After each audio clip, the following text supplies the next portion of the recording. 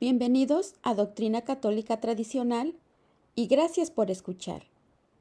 No olvide darle like al video para que esta plataforma lo pueda recomendar a más personas. Comenzamos con nuestras oraciones. Pater noster qui es in celis, sanctificetur nomen tuum, adveniat regnum tuum, fiat voluntas tua, sicut in cielo et in terra. Panem nostrum quotidiano da nobis hodie, et dimiti nobis debita nostra, sicut te nos dimittimus debitoribus nostris, et ne nos inducas in tentationem, sed libera nos a malo. Amén.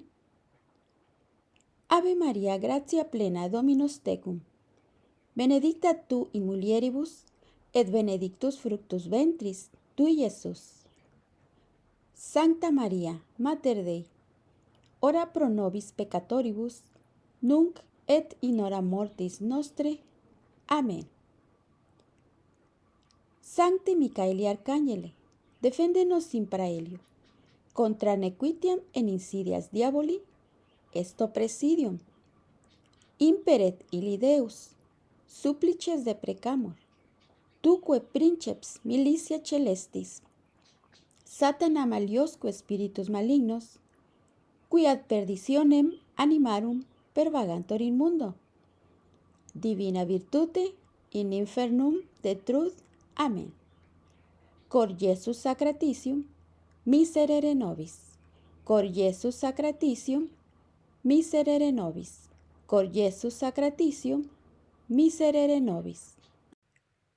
Un prelado anglicano y masón celebra según el culto anglicano en la Basílica de San Juan de Letrán. Es el tema para este día y siempre a la luz de la sana doctrina católica, de la enseñanza de nuestra Santa Madre Iglesia. Es una reflexión de la fraternidad sacerdotal de San Pío X, es decir, estimado oyente, la tradición, la misa de siempre. Veamos.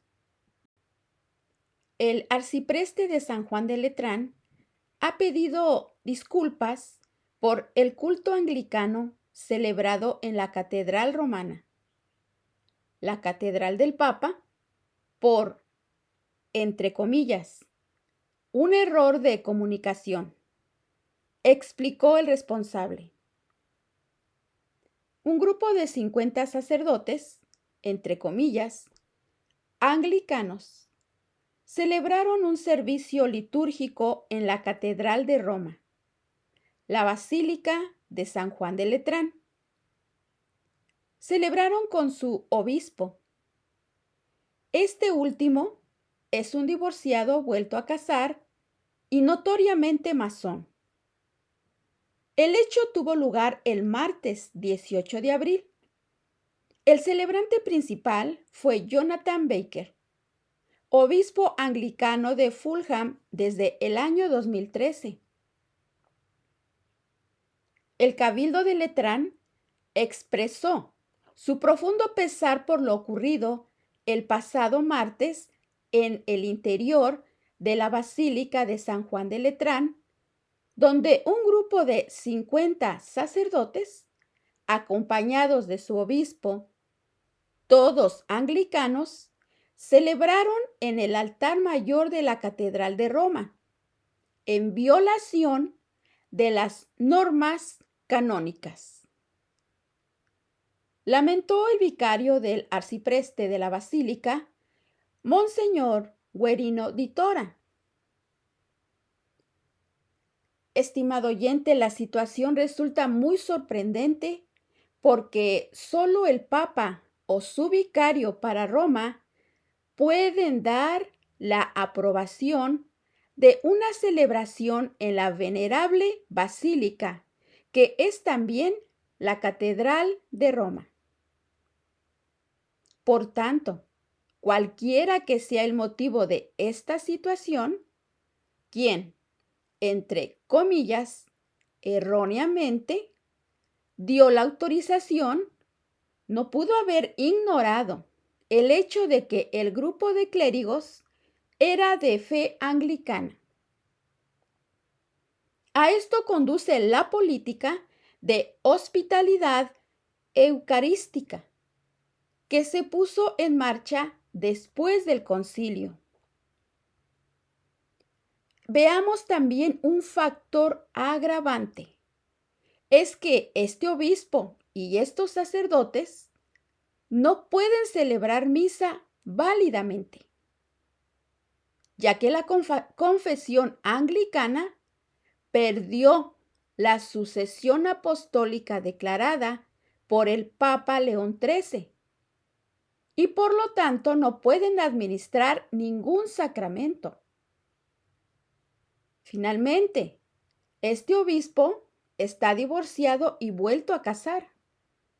Y para colmo, es un masón notorio y declarado, como buena parte del alto clero anglicano. Otra escandalosa celebración prevista para llevarse a cabo en San Juan de Letrán. Veamos. En efecto, el Papa Francisco autorizó al Papa copto ortodoxo Tawadros II a celebrar una misa en la Basílica de San Juan de Letrán el domingo 14 de mayo, con motivo de su visita a Roma para conmemorar el 50 aniversario del encuentro entre Pablo VI y, entre comillas, el Papa Shenouda III, y el 10º aniversario de su propia visita. Cabe recordar que los llamados coptos ortodoxos profesan una doctrina herética. El monofisismo quiere decir la unidad de naturaleza en Cristo, aunque más o menos lo nieguen y que no pertenecen a la Iglesia Católica. Hay, sin embargo, una Iglesia Católica copta. Los coptos se encuentran principalmente en Egipto y Etiopía. Estimado oyente, recordemos que el cisma anglicano fue iniciado por el rey Enrique VIII de Inglaterra para, entre comillas, legitimizar una compleja situación matrimonial.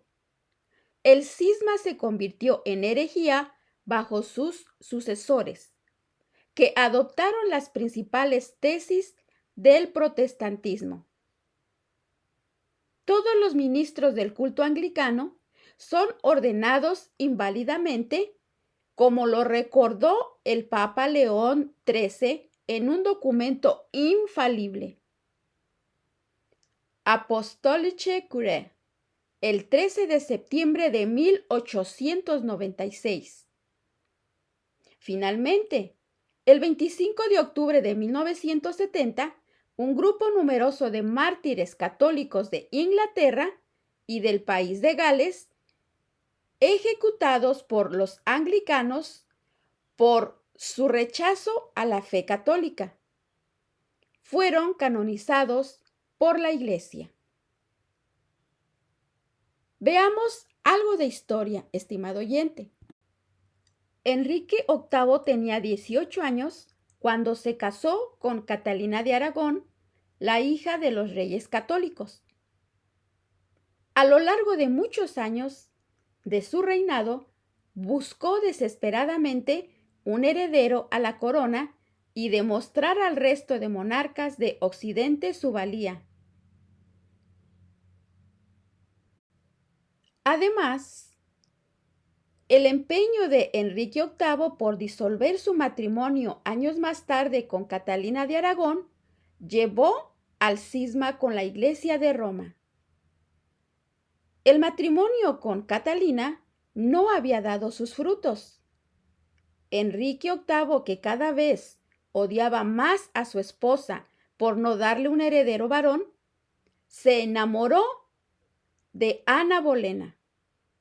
A partir de entonces, el monarca se volcó en conseguir la anulación de su matrimonio con Catalina, anulación que pedía de la Santa Iglesia Católica. Este empeño terminó provocando el cisma con la Iglesia de Roma. Enrique VIII intentó convencer a Roma de que anulara su matrimonio, pero el Papa Clemente VII lo descartó, porque no quería oponerse al emperador Carlos V, sobrino de Catalina. Entonces, Enrique VIII buscó un juicio de anulación en Inglaterra, aunque tampoco lo logró. A pesar de ser un ferviente católico y de haber recibido el título de defensor de la fe, cada vez se sentía más distanciado de la Iglesia romana, porque no cumplía su capricho. Necesitaba una solución. Así que Thomas Cromwell, un burócrata plebeyo pero brillante, le dio la única solución posible: obtener la anulación del matrimonio en Inglaterra y por parte de su propia iglesia. Para ello, era necesario abolir la jurisdicción papal y separar la iglesia inglesa de Roma, convirtiéndola en un departamento espiritual del Estado bajo la batuta del rey como único representante de Dios en su reino. El rey Enrique VIII, que lo había intentado ya todo, suscribió de buena gana la propuesta. Era revolucionaria y significaba renegar del Papa, pero reforzaba su posición y poder como monarca. Gracias a Cromwell y la antipatía generalizada hacia el pontífice y los privilegios de la Iglesia, el rey se aseguró del apoyo del Parlamento, cuya representación y autoridad se apresuró además a aumentar. El Papa Clemente VII continuó negándose a ceder en el asunto del divorcio de Enrique VIII, pero accedió en 1533 a nombrar arzobispo de Canterbury, el puesto más alto de la Iglesia en Inglaterra, a Tomás Cranmer, candidato de Enrique.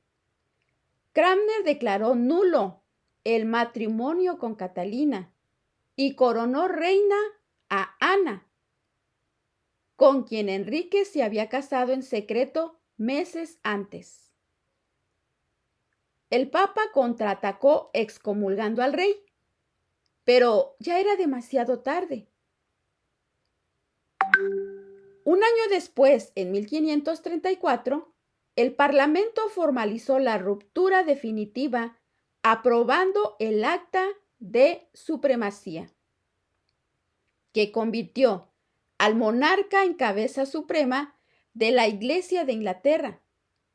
Consumado así el cisma, Enrique VIII procedió a eliminar toda oposición interna, forzando a sus súbditos a reconocer la supremacía real bajo la ame espacio nasa de ser acusados de traición y ejecu espacio tados de acuerdo con una nueva ley. Y todo esto empezó con su obsesión por anular el matrimonio con Catalina de Aragón. Pero Ana Bolena no sería la última esposa. A lo largo de su vida, Enrique tuvo un total de 6. Así que Enrique VIII, convertido en jefe espiritual de la Iglesia anglicana, aunque excomulgado y depuesto en 1538 por el Papa Pablo III, se preocupó de conservar algunos dogmas católicos. En 1539 publicó una ley, el Bill de los 6 artículos, por la que ordenaba, bajo pena de muerte, confesar los 6 artículos siguientes: la transustanciación, la comunión bajo una sola especie, el celibato de los clérigos, la obligación del voto de castidad, la misa para las almas del purgatorio y la confesión auricular. Este credo, que de una parte no admitía el primado del Papa y de otra aceptaba todos los dogmas del catolicismo, no podía ser aceptado ni por los católicos ni por los protestantes. Así que Enrique VIII hizo detener y desaparecer a los primeros como traidores y volver a desaparecer a los segundos como herejes. Las víctimas fueron incontables. Más de 20 obispos y centenares de monjes y nobles, entre los cuales figura el propio Tomás Cromwell.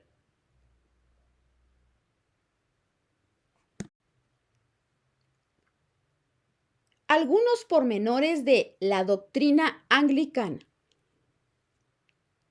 Veamos. La doctrina de la Iglesia anglicana, como obra de los teólogos luteranos y calvinistas, es una mezcla híbrida de las doctrinas de Lutero y de Calvino. Los anglicanos admiten el dogma calvinista de la justificación. Conservan la tradición en la medida que estiman justa para no oponerse a la Sagrada Escritura. Admiten el símbolo de los apóstoles, el de Nicea y el de San Atanasio. Conservan solo 2 sacramentos, el bautismo y la cena, aunque no admiten la presencia real ni la misa. Rechazan también el culto de los santos y de las reliquias, el purgatorio y las oraciones por los difuntos. En lo referente a la constitución de la Iglesia y el culto, el anglicanismo es muy semejante a la Iglesia católica. Al frente de la Iglesia está el soberano, que ejerce su autoridad por medio de un consistorio central. Pero, salvo esta situación del primado del Papa por el poder secular, Isabel mantiene la jerarquía de los obispos y de los sacerdotes. Por esta razón, la Iglesia anglicana se llama también Iglesia Episcopal o Alta Iglesia, y es la que más recuerda a la Iglesia tradicional. Los que no admitieron esta constitución y no quisieron reconocer la autoridad de los obispos, formaron la Iglesia presbiteriana o Baja Iglesia y la secta de los puritanos. En cuanto al culto, Isabel, que era partidaria de la pompa exterior, mantuvo varias ceremonias de la religión católica. Por ejemplo, las oraciones de la liturgia, traducidas al inglés, y los ornamentos de los sacerdotes. Así pues, el anglicanismo fue una mezcolanza en la que el dogma calvinista emparejaba en la jerarquía y en el culto del catolicismo. Como católico, usted se preguntará, ¿Cuál es el problema en que anglicanos celebraran, entre comillas, misa en la Basílica de San Juan de Letrán? ¿Es que acaso no hay que compartir? Veamos lo que enseña la tradición bimilenaria del magisterio de nuestra Santa Iglesia Católica. Escuchemos. ¿Cuál es el problema con estas ceremonias ecuménicas? Santo Tomás explica que hay peligro de pecar contra el primer mandamiento porque no se adora al verdadero Dios, nuestro Señor Jesucristo, o porque se adora al verdadero Dios, pero en un modo incorrecto. Aquellos que no reconocen a nuestro Señor Jesucristo como verdadero Dios y verdadero hombre, y como fundador de la Iglesia Católica, siendo esta su única iglesia y encargada de transmitir sus enseñanzas, no adoran al Dios verdadero. Su fe se reduce a elegir y escoger lo que les parece correcto, en vez de manifestar la virtud divina de la fe, que nos permite adherirnos completamente a todas las verdades sobre Dios, como son reveladas y enseñadas por la Santa Iglesia Católica. Este es el caso de los protestantes, incluidos los anglicanos. El Papa León XIII lo enseña así en Satis Cognitum número 9, en junio 29 del año 1896. Y cito lo siguiente: aquel que disiente, aunque sea en un solo punto, de las verdades divinamente reveladas, rechaza toda la fe, pues se niega a honrar a Dios como la verdad suprema y el motivo formal de la fe. Los católicos honramos a Dios, especialmente en el culto público y oficial de la liturgia de la Iglesia establecida según las reglas de la fe. Se reza como se cree y se cree como se reza. Utilizar un culto distinto, ambiguo o deficiente en la liturgia sería una ofensa hacia Dios.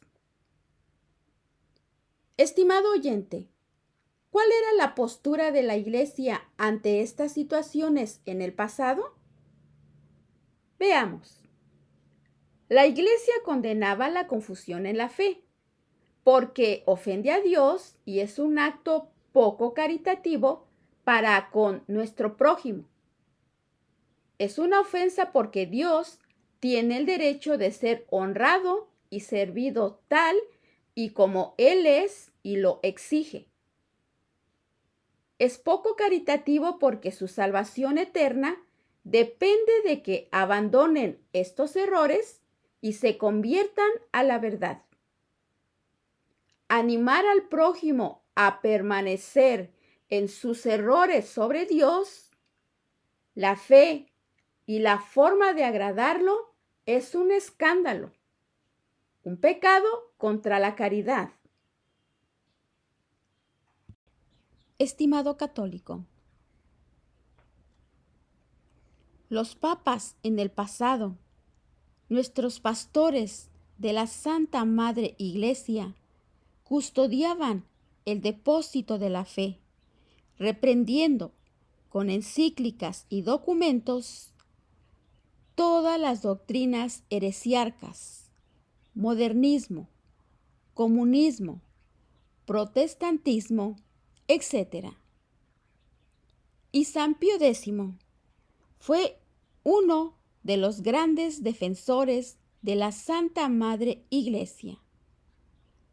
He aquí que cito una parte de su encíclica Instaurar todo en Cristo, año 1835, 1914. Veamos.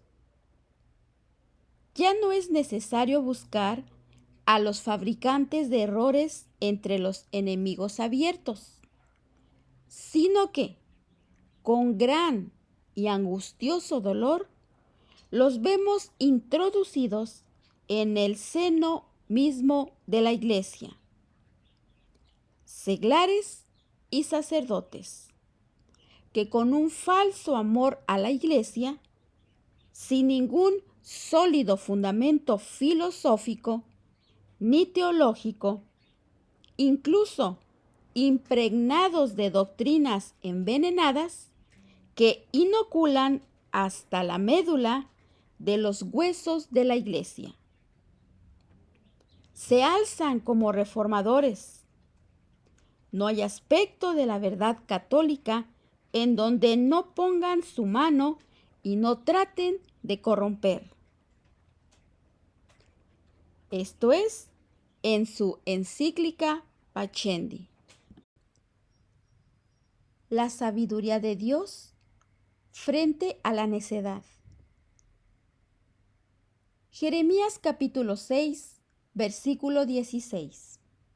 Esto dice el Señor: Paraos en los caminos y ved, y preguntad sobre los caminos, las sendas antiguas, cuál sea el camino bueno, y andad por él, y hallaréis refrigerio para vuestras almas. Y ellos dijeron: no andaremos. Enseñanza católica. La desobediencia al Altísimo en lo dispuesto por Él tiene gravísimas consecuencias. La fidelidad se recompensa con la gloria de la salvación eterna en el cielo con la Santísima Trinidad, la Virgen Santísima, los ángeles y los santos, en estado de felicidad perpetua. La infidelidad se paga con la condenación eterna en las tormentas y tormentosas penas del infierno. El Señor juzga y es infinitamente justo. Los ángeles fueron juzgados y a los rebeldes no les perdonó su rebeldía contra lo dispuesto por Él y el querer ser como dioses, ocupando su lugar. Y lo mismo ocurre en el juicio de cada persona. San Atanasio de Alejandría, padre y doctor de la Iglesia, dice lo siguiente: cualquiera que quiera salvarse necesita antes de todo abrazar la fe católica, pues el que no la guardare íntegra y libre de mancha, perecerá, sin duda, eternamente.